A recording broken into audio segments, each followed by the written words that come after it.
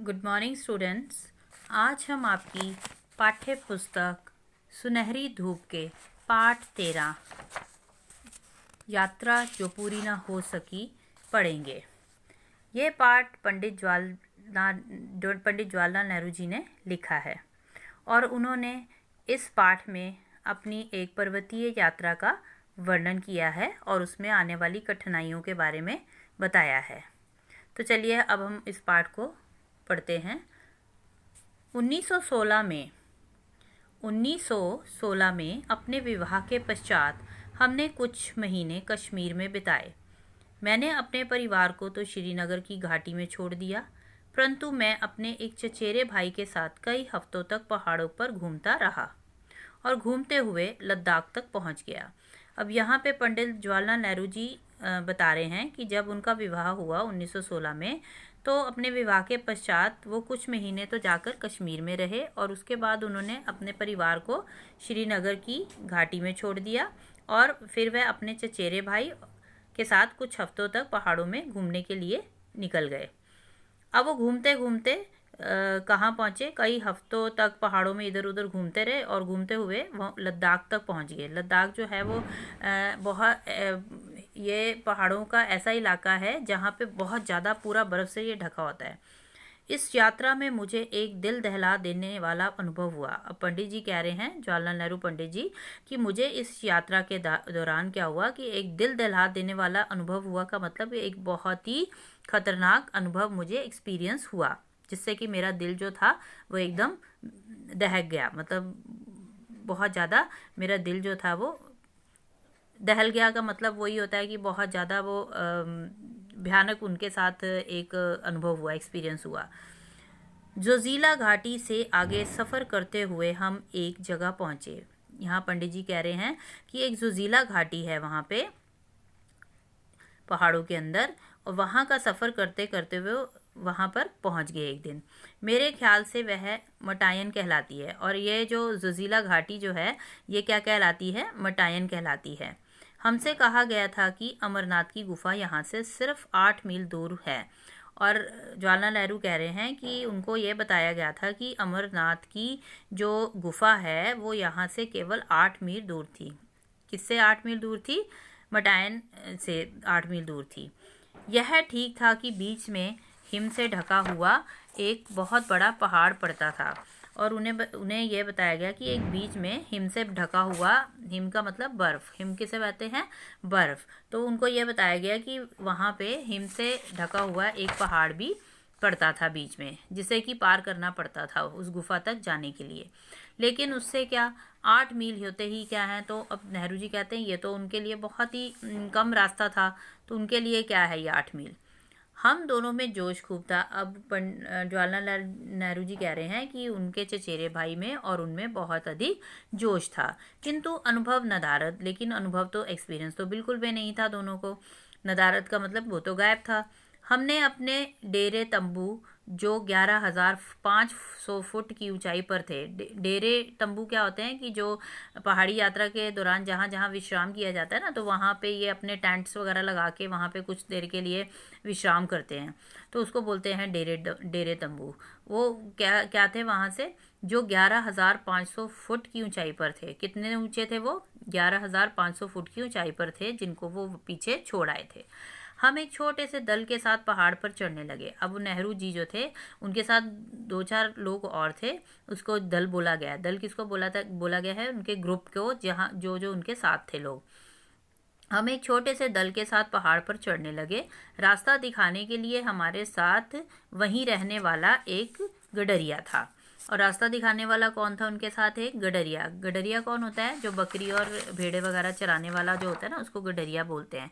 तो वो क्या करता है, पहाड़ों में जो भी यात्री आते हैं यात्रा करने के लिए, तो वो उनको पूरा रास्ता बताते हैं वहाँ का। उसके बाद देखिए, हम लोगों ने रस्सियों की सांकल सी बनाकर एक दूसरे को बांध लिया। अब ये देखिए, यहाँ पे आप देख सकते हो कि इन लोगों ने क्या किया है, इन लोगों ने एक रस्सी ली है और उसके साथ सांकल बांधी, उसको एक दूसरे के साथ बांध लिया है और उसके सहारे वो आगे बढ़ रहे हैं। ऐसे ही बंधे हुए हमने कई बर्फीली नदियों को पार किया और ऐसा करते करते आपस में बंधे बंधे ही उन्होंने काफ़ी सारी बर्फीली जो नदियाँ जो थी, बर्फ़ से ढकी हुई नदियाँ जो थी, उन्होंने पार करी जो रास्ते में उनके आईं। हमारी मुश्किलें बढ़ती गईं, उनकी जो कठिनाइयाँ थी वो बढ़ती ही गईं तथा सांस लेने में भी कठिनाई होने लगी। और पहाड़ी इलाकों में क्या होता है बेटा कि जहाँ जैसे जैसे आप और ऊंचाई पर ऊपर जाते हो, वहाँ पे क्या होता है कि वहाँ पे ऑक्सीजन कम हो जाती है, और ऑक्सीजन में सही में तो हम लोग सांस लेते हैं, तो जहाँ ऑक्सीजन कम हो गई तो उनको वहाँ पर चाचा नेहरू को और उनके साथ जितने भी लोग थे उनके साथ उनका दल जो था, उनको सांस लेने में परेशानी होने लगी। सामान उठाने वालों में से कुछ के मुंह से तो खून भी निकलने लगा। अब जो सामान उठा रहे थे और उनमें से कुछ लोग ऐसे थे कि उनके मुंह से तो खून भी निकलने लग गया था। हालांकि उन पर बहुत अधिक बोझ नहीं था। हालांकि पंडित जी बता रहे हैं कि उनके जो सामान उठाने वाले थे ना, उनके ऊपर इतना ज़्यादा बोझ नहीं था, फिर भी मतलब कि ऊपर का जो एक एटमॉस्फेयर था वो इतना ज़्यादा बर्फीला था कि उनके मुंह से खून निकलने लगा और उनको ऑक्सीजन जो थी कम हो गई और उनको सांस लेने में तकलीफ होने लगी सबको। इधर बर्फ़ पड़ने लगी और बर्फीली नदियाँ भयानक रूप से रपटीली हो गई, और जितनी भी बर्फ़ बहुत ज़्यादा पड़ने लगी और जो बर्फीली नदियाँ जो थी, बर्फ़ से जो ढकी हुई नदियाँ जो थी वो और ज़्यादा भी सपटीली मतलब फिसलन वाली हो गई। हम लोग बुरी तरह से थक गए थे। अब पंडित जी कह रहे हैं, जवाहरलाल नेहरू पंडित, कि हम लोग जो थे बहुत बुरी तरह से थक गए थे।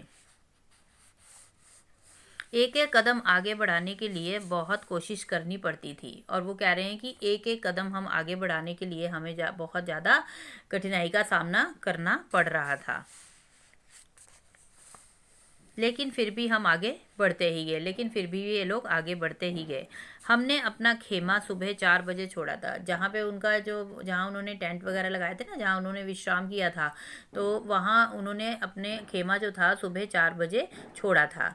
12 बजे तक लगातार चढ़ते रहने के बाद हमें एक विशाल हिम सरोवर देखने का सौभाग्य मिला, और जब वो लगातार 12 उन्होंने रास्ता तय किया तो 12 बजे तक लगातार चढ़ते चढ़ते उसके बाद उनको एक विशाल हिम सरोवर देखने का सौभाग्य मिला। यानी कि उनको एक हिम सरोवर मतलब हिम से ढका हुआ सरोवर उनको देखने का सौभाग्य मिला।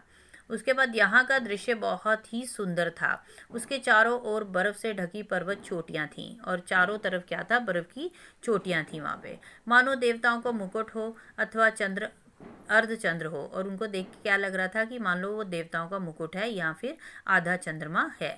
परंतु ताजा बर्फ और कोहरे ने शीघ्र ही इस घाटी को हमारी आंखों से ओझल कर दिया। लेकिन वो बर्फ़ इतनी ज़्यादा पड़ रही थी, जो ताज़ा ताज़ा बर्फ़ पड़ रही थी, और कोहरा जो था उसने क्या किया कि उस जो सरोवर जो उनको दिख रहा था ना, हिम सरोवर, वो उनकी आंखों से ओझल हो गया। ओझल का मतलब इनविजिबल हो गया, वो उनको दिखना बंद हो गया। पता नहीं कि हम कितनी ऊंचाई पर थे। अब उन्हें यह भी नहीं पता था कि वो कितनी ऊंचाई पर आ गए हैं, लेकिन मेरा ख्याल है कि हम लोग कोई 15-16 हज़ार फुट ऊंचाई पर ज़रूर होंगे। लेकिन वो कह रहे हैं पंडित जी, जवाहरलाल नेहरू जी, कि हमें ऐसा लग रहा था कि हम लोग 15-16 हज़ार फुट की ऊंचाई तक तो ज़रूर ही पहुँच गए होंगे, लेकिन इसका हमें अंदाज़ा ही था, हमें एग्जैक्ट नहीं पता था उसका नाम, क्योंकि हम अमरनाथ की गुफा से बहुत ऊंचे थे, और हम जो थे वो अमरनाथ की जो गुफा थी उससे बहुत ऊंचे थे। अब हमें इस सरोवर को, जो कि लगभग आधा मील लंबा होगा, पार करके दूसरी तरफ नीचे गुफा की ओर जाना था। उसके बाद देखिए लास्ट पैराग्राफ क्या है। हम लोगों ने क्या सोचा कि चढ़ाई खत्म होने से हमारी मुश्किलें भी खत्म हो गई होंगी। यही कारण था कि बहुत थके होने पर भी हम लोगों ने हंसते हुए यात्रा की यह मंजिल भी तय करनी शुरू की थी। अब उन्हें लग रहा था कि उनको ऐसा लग रहा था कि अब उनके जो चढ़ाई वो ख़त्म हो गई है, और अब उनकी मुश्किलें जो थी रास्ते में, जो भी उनको मुश्किलें आ रही थी वो भी ख़त्म हो गई होंगी, लेकिन ऐसा नहीं था, और वो आगे अभी और भी मुश्किलें थीं उनके रास्ते में। यही कारण था कि वो बहुत थके होने पर भी उन्होंने क्या किया, हंसते हुए अगली यात्रा को भी तय करना शुरू कर दिया। इसमें बड़ा ही धोखा था, क्योंकि वहाँ दरारें बहुत सी थीं। और आगे जो रास्ता था ना, वहाँ पे जितने भी पहाड़ी रास्ता था उसमें बीच में दरारें बहुत ज़्यादा थीं, ठीक है। और दरारें होने से क्या था कि वो दरारें जो थी ना, बर्फ़ से ढकी हुई थी, और ताज़ा गिरने वाली बर्फ़ खतरनाक दरारों को ढक देती थी।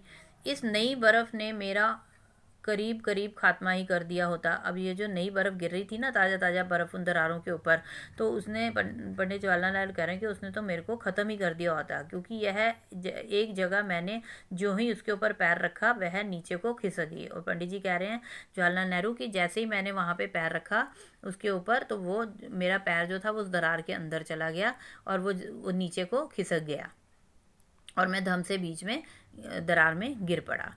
यह दरार बहुत बड़ी थी और वो पंडित जी कह रहे हैं कि ये दरार जो थी ये बहुत ज़्यादा बड़ी थी और कोई भी चीज़ उसमें बिल्कुल नीचे पहुंच सकती थी, लेकिन मेरे हाथ से रस्सी नहीं छूटी। लेकिन क्योंकि पंडित जवाहरलाल नेहरू के हाथ में वो रस्सी थी जिसके सहारे वो एक दूसरे के साथ बंधे हुए थे, तो इस वजह से वो वहाँ पे बच गए। और उनके हाथ में जो रस्सी थी ना वो उन्होंने नहीं छोड़ी थी और मैं दरार की बाजू को पकड़े रहा और ऊपर खींच लिया गया और उस दरार की अंदर जो उनकी जो साइड्स थी, कॉर्नर से, उसको उन्होंने पकड़ के रखा और दूसरे लोगों ने उनको ऊपर खींच लिया।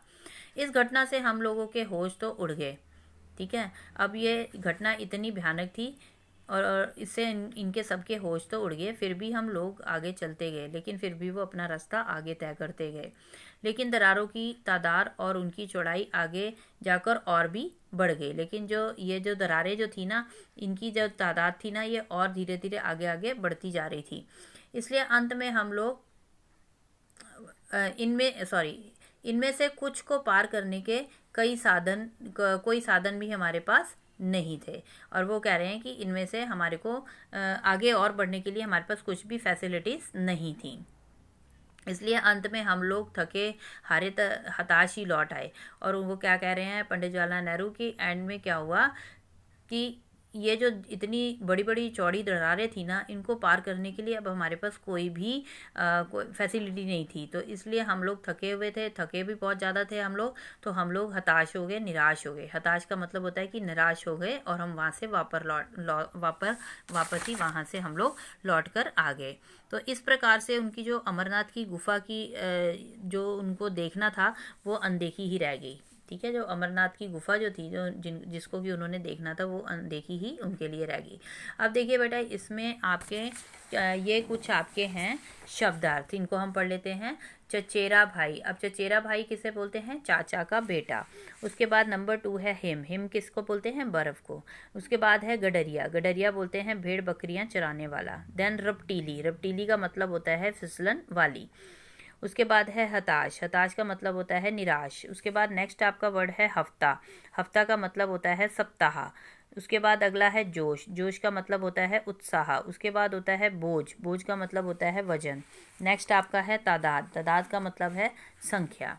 तो ये थे आपके कुछ शब्दार्थ। उसके बाद देखिए आपका अगला क्वेश्चन है उचित विकल्प पर सही का निशान लगाइए। अब ये आपका एमसीक्यू क्वेश्चन है। पहला है आपका क्वेश्चन है का नंबर पे है, नेहरू जी ने अपने विवाह के पश्चात कुछ महीने कहाँ बिताए? तो इसका उत्तर क्या है? नेहरू जी ने अपने विवाह के पश्चात कुछ महीने कश्मीर में बिताए। कश्मीर को टिक करिए। सरोवर को पार कर गुफा तक जाने का रास्ता लगभग कितने मील का था? ये था हमारा आधा मील। इसको आधा मील को टिक करिए। ग पे है, नेहरू जी किसके साथ पहाड़ों में घूमते रहे? किसके साथ घूमते रहे थे वो? अपने चचेरे भाई के साथ। उसके बाद देखिए बेटा, ये जो आपके मौखिक प्रश्न है और लिखित प्रश्न है, ये भी मैं आपको भी डिस्कस करूँगी। ठीक है, उससे पहले हम देख लेते हैं बुक की एक्सरसाइज जो है आपकी। ये नंबर 3 पे है, पाठ्यांश को पढ़कर प्रश्नों के उत्तर लिखो। ये पाठ्यांश को पढ़कर प्रश्नों के उत्तर में है। हिम सरोवर का दृश्य बहुत ही सुंदर था। उसके चारों ओर बर्फ से ढकी पर्वत चोटियां थी, मानो देवताओं का मुकुट हो अथवा अर्ध चंद्र हो। परंतु ताज़ा बर्फ और कोहरे ने शीघ्र ही इस दृश्य को हमारी आंखों से ओझल कर दिया था।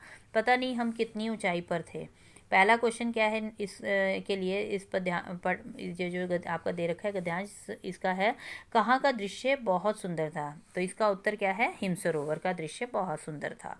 ख है, पर्वत चोटियाँ कैसी लग रही थी? अब पर्वत चोटियाँ कैसी लग रही थी? देवताओं का मुकुट अथवा अर्धचंद्र के समान। उसके बाद है ग, दृश्य आंखों से ओझल कैसे हो गया? दृश्य आंखों से ओझल कैसे हो गया था? ताज़ा बर्फ और कोहरे के कारण।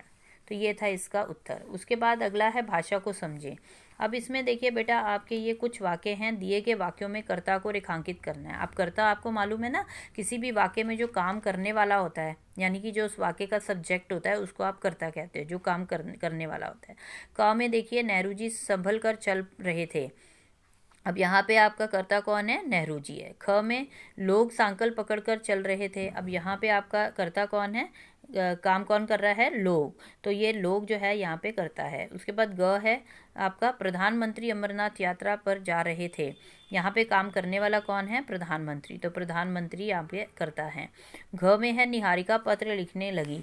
अब यहाँ पे काम कौन कर रहा है? निहारिका। तो निहारिका इस वाक्य में आपकी क्या है? करता है। उसके बाद अगला देखिए बेटा, अगला है आपका, अगला है, अब ऐसे दो वाक्य स्वयं लिखो जिसमें कर्ता कोई काम कर रहा हो। अब इसमें का हमने एक वाक्य बनाया, मोहन पुस्तक पढ़ रहा था। यहाँ पे मोहन हमारा कर्ता है। उसके बाद ख है, माँ खाना बना रही है। ठीक है, यहाँ पे माँ जो है ये करता है, क्योंकि वो खाना बना रही है। उसके बाद नंबर 2 देखिए, दिए गए वर्णों से शब्द लिखो। अब ये देखिए, मैंने बेटा आपका डा से डमरू जो होता है ना, उससे मैंने कुछ शब्द बनाए हैं आपके, डमरू, डिब्बा और ठंडा। ठीक है, उसके बाद जो जिसके नीचे ये लगती है, बिंदी लगती है, इससे वर्ड बनाया है हमारा गाड़ना, ड़ इसकी साउंड होती है ड़। पकड़ा, उड़ना, छड़ी, ये 3 वर्ड्स बनाए मैंने। उसके बाद ढपली वाला ढपली वाले ढा का हमने कौन से 3 शब्द बनाए हैं? ढोलक, ढक्कन, ढपली। ठीक है, उसके बाद ड़, अगला हमारा है ड़, इसकी हमने कौन कौन से बढ़ाए हैं शब्द? बढ़ना, चढ़ना और बढ़ई। ठीक है बेटा, ये थी आपकी सारी एक्सरसाइज। अब आप इसको ध्यान से अपने चैप्टर को पढ़ेंगे। ठीक है, अभी हम इसके प्रश्न उत्तर भी करेंगे बाद में।